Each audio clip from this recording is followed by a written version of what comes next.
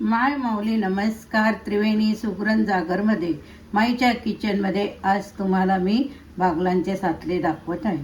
3 वाटी मैदा घ्या, 2 वाटी रवा, 1 वाटी बेसन पीठ, त्यामध्ये तीळ, ओवा, जिरे, बडीशोप टाकणे, चवीनुसार मीठ टाकणे व 1 वाटी कडकडीत तेल टाकून मोहन, त्यानंतर गोळा अशा प्रकारे भिजवून घेणे. गोळा भिजवून झाल्यानंतर गोळ्याचा छोटा तुकडा घेणे, थोडा वेळ गोळा मुरून द्या.